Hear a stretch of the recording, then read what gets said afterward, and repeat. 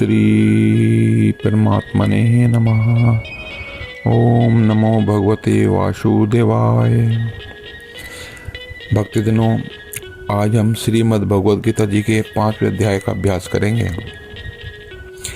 श्री भगवान जी कहते हैं कि हे देवी, सब लोग अब ध्यान से सुने। सम्मानित 5वें अध्याय का महात्मा संक्षेप में बतलाता हूँ, सावधान होकर सुनो। मध्य देश में पुरुकुत्सुरपुर नामक एक नगर है। उसमें पिंगल नामक एक ब्राह्मण रहता था। वह वेद पाठी ब्राह्मणों के विख्यात वंश में जो सर्वथा निष्कलंक था उत्पन्न हुआ था, किंतु अपने कुल के लिए उचित वेद शास्त्रों के स्वाध्याय को छोड़कर ढोल आदि बजाते हुए उसने नाच गाने में मन लगाया।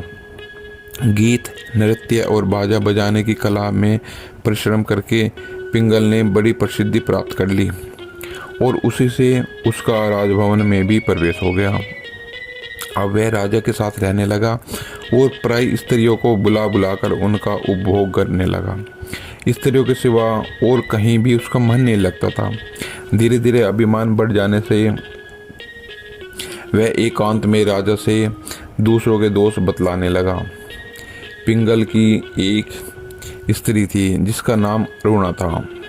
वह नीच कुल में उत्पन्न हुई थी और कामी पुरुषों के साथ व्यवहार करने की इच्छा से सदा उन्हीं की खोज में घूमा करती थी। उसने पति को अपने मार्ग का कंटक समझकर एक दिन आधी रात में घर के भीतर ही उसका सिर काटकर मार डाला और उसकी लाश को जमीन में गाड़ दिया।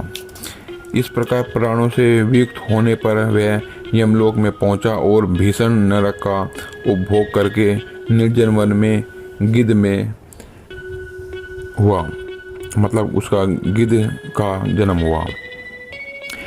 अरुणा भी भगंतर रोग से अपने सुंदर शरीर को त्याग कर घोर नरक भोगने के बाद उसी वन में सुखी हुई।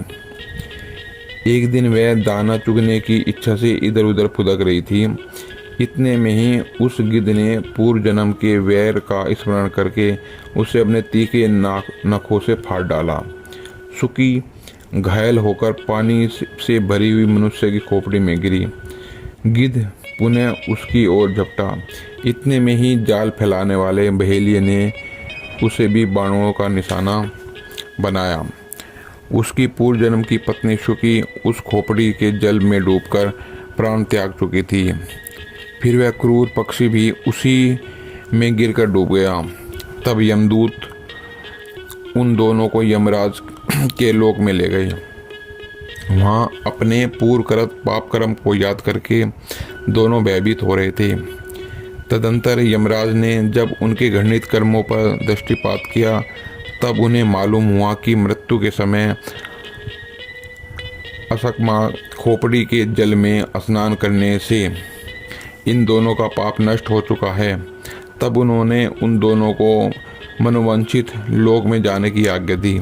यह सुनकर अपने पाप को याद करते हुए वे दोनों बड़े आश्चर्य में हुए और पास जाकर धर्मराज के चरणों में प्रणाम करके पूछा, हे भगवान, हम दोनों ने पूर्व जन्म में अत्यंत घृणित पाप किए हैं, फिर हमें मनोवांछित लोकों में भेजने का क्या कारण है? कृपा करके हमें बताइए। यमराज ने कहा, गंगा के किनारे वट नामक एक उत्तम ब्रह्म ज्ञानी रहते थे। वे एकांत से भी ममता रहित, शांत, विरक्त और किसी से भी द्वेष न रखने वाले थे। प्रतिदिन गीता के 5वें अध्याय का जप किया करते थे। यही उनका सदा का नियम था।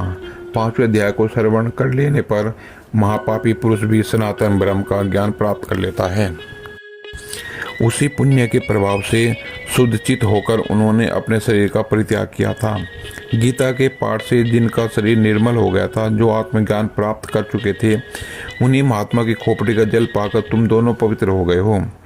अतः अब तुम दोनों मनोवांछित लोगों में जाओ, क्योंकि गीता के 5वें अध्याय के महात्म्य से तुम दोनों भी शुद्ध हो गए हो। श्री भगवान जी कहते हैं, सबके प्रति समान भाव रखने वाले धर्मराज के द्वारा इस प्रकार समझाए जाने पर वे दोनों बहुत प्रसन्न हुए और विमान पर बैठकर वैकुंठ धाम को चले गए। तो भक्तजनों, ये था श्रीमद् भागवत गीता जी के 5वें अध्याय का महात्म्य। जो 5वें अध्याय का पाठ करता है वे शुद्ध होकर श्री भगवान जी के वैकुंठ को जाते हैं। ओम। तो आइए भक्तजनों, अब हम श्रीमद् भागवत गीता जी के 5वें अध्याय का अभ्यास करते हैं। ओम श्री परमात्मने नमः। अर्जुन ने पूछा, हे मधुसूदन, आप कर्मों के संन्यास की और फिर निष्काम कर्मयोग की प्रशंसा करते हैं, इसलिए इन दोनों में से एक निश्चय किया हुआ कल्याणकारक होवे, उसको मेरे लिए कहिए।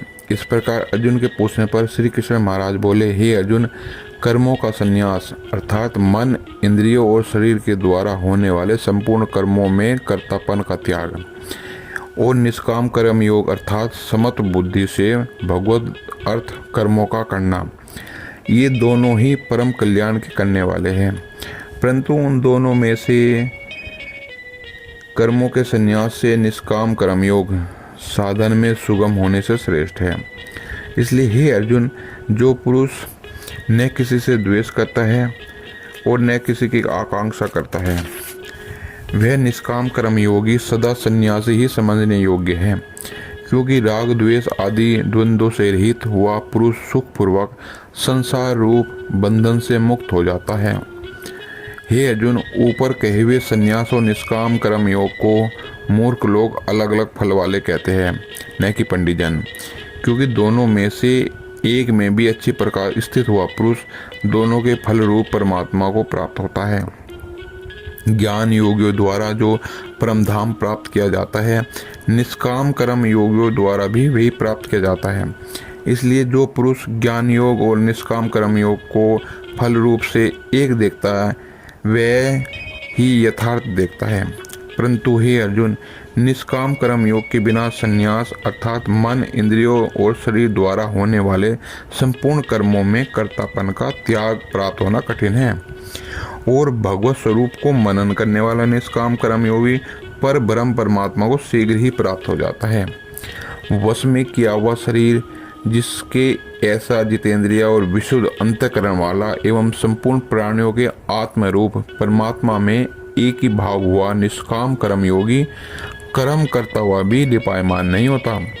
हे अर्जुन, तत्व को जानने वाला सांख्य योगी तो देखता हुआ, सुनता हुआ, स्पर्श करता हुआ, सूंघता हुआ, भोजन करता हुआ, गमन करता हुआ, सोता हुआ, श्वास लेता हुआ, बोलता हुआ, त्यागता हुआ, ग्रहण करता हुआ तथा आँखों को खोलता और मींचता हुआ भी सब इंद्रियां अपने अपने अर्थों में बरत रही है, इस प्रकार समझता हुआ निसंदेह ऐसे माने कि मैं कुछ भी नहीं करता हूँ। परंतु हे अर्जुन, देह अभिमानी द्वारा यह साधन होना कठिन है और निष्काम कर्म योग सुगम है, क्योंकि जो पुरुष सब कर्मों को परमात्मा में अर्पण करके और आसक्ति को त्याग कर कर्म करता है, वह पुरुष जल से कमल के पत्ते के समान पाप से लिपायमान नहीं होता। इसलिए निष्काम कर्म योगी ममत्व बुद्धि रहित केवल इंद्रिय, मन और बुद्धि और शरीर द्वारा भी आसक्ति को त्याग कर अंतःकरण की शुद्धि के लिए कर्म करते हैं। इसी से निष्काम कर्म योगी कर्मों के फल को परमेश्वर के अर्पण करके भगवत प्राप्ति रूप शांति को प्राप्त होते हैं। और सकामी पुरुष फल में आसक्त हुआ कामना के द्वारा बंधता है, इसलिए निष्काम कर्म योग उत्पन्न है। हे अर्जुन, जिसका अंतःकरण वश में है,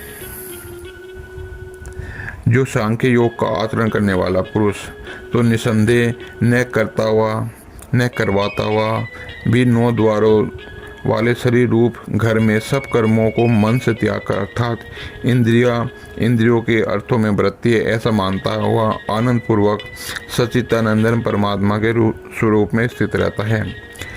परमेश्वर भी भूत प्राणियों के न कर्तापन को और न कर्मों को तथा न कर्मों के फल को संयोग को वास्तव में रचता है, किंतु परमात्मा के सकाश से प्रकृति ही बरतती है अर्थात गुण ही गुणों में बरत रहे हैं।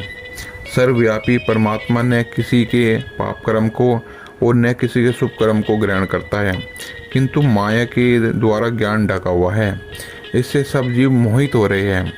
परंतु जिनका अंतःकरण का अज्ञान आत्मज्ञान द्वारा नाश हो गया है, उनका वह ज्ञान सूर्य के समान उस परमेश्वर परमात्मा को प्रकाशता है, अर्थात परमात्मा के स्वरूप को साक्षात कराता है।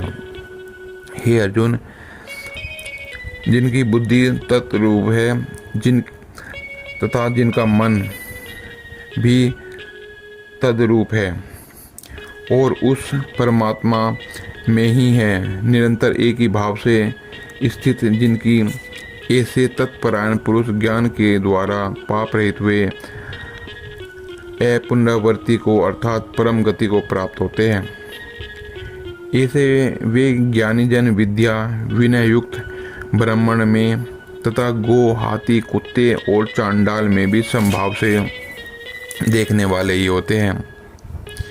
इसलिए जिनका मन समत भाव में स्थित है, उनके द्वारा इस जीवित अवस्था में ही संपूर्ण संसार को जीत लिया गया है, अर्थात वे जीते हुए भी संसार से मुक्त हैं, क्योंकि परम परमेश्वर निर्दोष और सम है।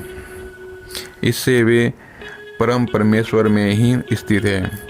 जो पुरुष प्रिय को अर्थात जिसको लोग प्रिय समझते हैं, उनको प्राप्त होकर हर्षित नहीं हो, और अप्रिय को जिसको लोग अप्रिय समझते हैं, उसको प्राप्त होकर भी दुखी न हो, ऐसा स्थिर बुद्धि संशय रहित ब्रह्मवेत्ता पुरुष परम परमेश्वर पर ब्रह्म परमात्मा में एक ही भाव से नित्य स्थित है।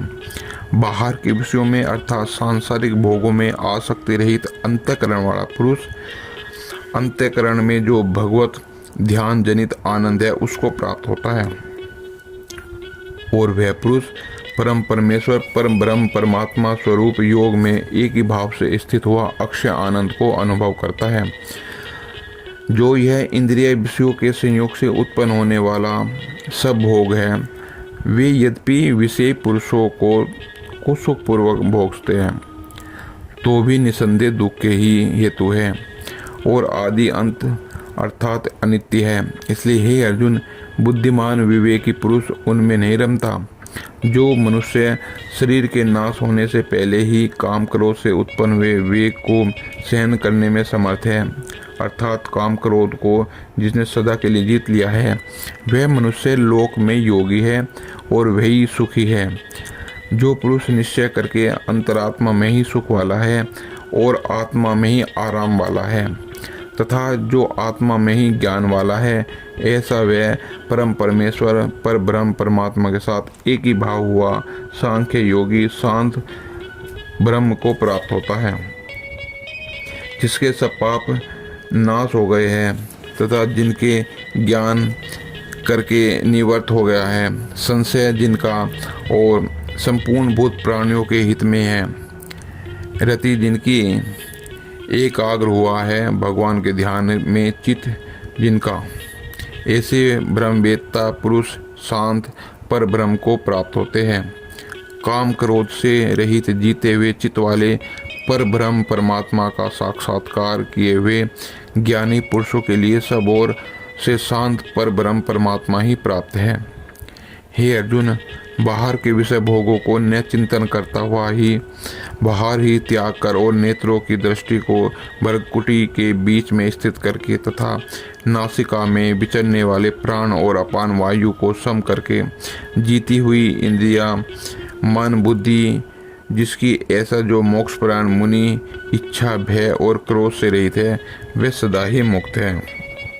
हे अर्जुन, मेरा भक्त मेरे को यज्ञ और तपो का भोगने वाला तथा संपूर्ण लोकों के ईश्वर का भी ईश्वर, संपूर्ण भूत प्राणियों का सुहृद अर्थात स्वार्थ रहित प्रेमी ऐसा तत्व से जानकर शांति को प्राप्त होता है और परम परमेश्वर पूर्ण शांत ब्रह्म के सिवा उसकी दृष्टि में और कुछ भी नहीं रहता, केवल वासुदेव ही वासुदेव रह जाता है। ओम नमो भगवते वासुदेवाय। तो भक्तजनों, यहाँ श्रीमद् भगवत गीता जी के 5वें अध्याय का अंत होता है। आप सब श्रीमद् भगवत गीता का अध्याय का अभ्यास कीजिए और मन को अपने शांत कीजिए। जय जय श्री हरि, जय जय श्री हरि। ओम नमो भगवते वासुदेवाय।